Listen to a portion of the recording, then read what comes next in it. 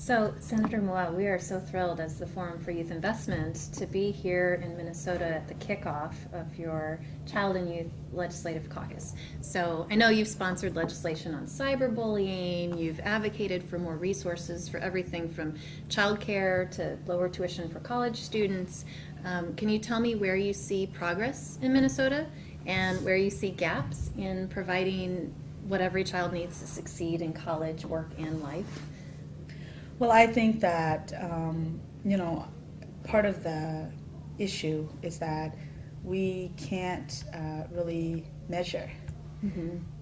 We don't know if, in all the efforts that we've made. Personally, I've been at the legislature for, 7 years now, and despite sponsoring bills in those areas, I've often wondered, are there any measurements out there? How do I know I am making progress?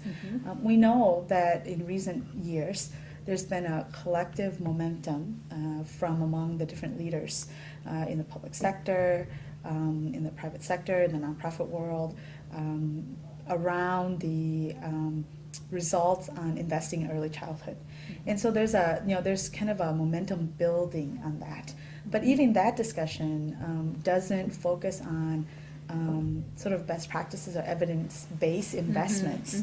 And that in those discussions, no one ever really says, and these are the benchmarks and the outcomes for why we're doing what we're doing, and we plan to track this for the next 15 years to see if we've made a difference.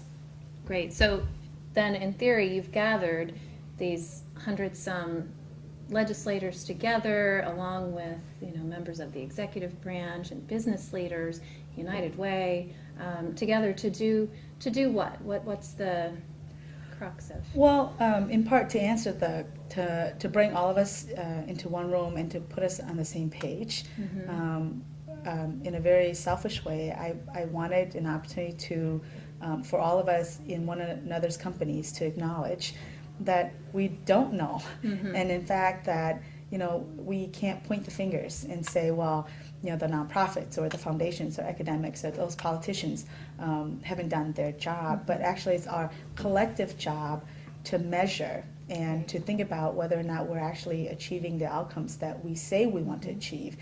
And also to start the conversation to say, now if we don't know, then isn't it about time we start thinking down that path? And in fact, isn't it, particularly during these times when everyone's thinking that, well, we don't have enough money to throw at the so-called problem, that maybe before we think about spending money, we ought to say, well, what exactly are we trying to achieve with spending money? And so getting everyone in the same room to acknowledge that, I think, is a very good start of the conversation. So in many places, and I don't know if it's different here in Minnesota, but in many places, children and youth are sort of at the periphery of the public policy debate and discussion, and particularly in these times. What do you see this caucus being able to do to move children and youth more to the center of that dialogue? I agree with you absolutely that we tend to think about children and youth as either part of the K-12 system or part of the human services child welfare system. And what we fail to think about it is that everything that we do, whether you're the chair of Economic Development Committee or you're the chair of the Judiciary Committee or you're the chair of Public Safety, everything that we do is really about creating a safe, healthy, prospering community for the future of families and specifically for our children.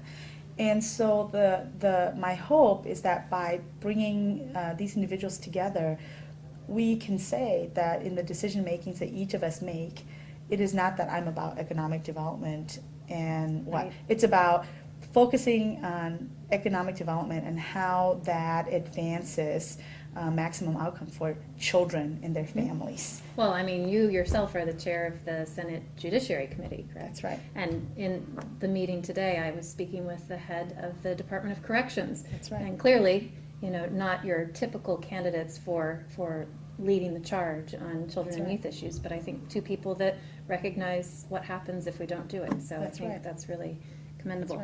That's What to you, the forum puts this frame out there called Ready by 21. What to you has been useful about that frame and what you're trying to accomplish? Are there particular tools or resources that you feel have helped? I think that for the environment that I work in, to be able to think about the Ready by 21 frame, I think is a holistic approach to looking at, and at that it's even slicing it at, age 21. But the Ready for School, Ready for Work, Ready for Life are values that we don't have to do a lot of research to say yes. I mean, that makes sense, right? But more importantly, I think that the Ready by 21 frame and the dashboard is very instructional for a group like the diverse group we've gathered today, because it does show that it gives us an opportunity, it forces us to evaluate where we are, and it also sends a message that all too often when you, as in the exercise that you led, focus all your resources and energy on getting the red to green, what happens to everything else? And we are not, the legislature or elective bodies is not oftentimes the place where people say, oh, let's advance the whole picture and not just one little square. And I felt that if that's the only thing that if that's the only thing that participants took back with them, that would have been enough. Although my sense is that they are going to take a lot more than that with them when they leave the symposium today. And I'm so excited and so grateful to the forum and the NCSL for helping us initiate this conversation.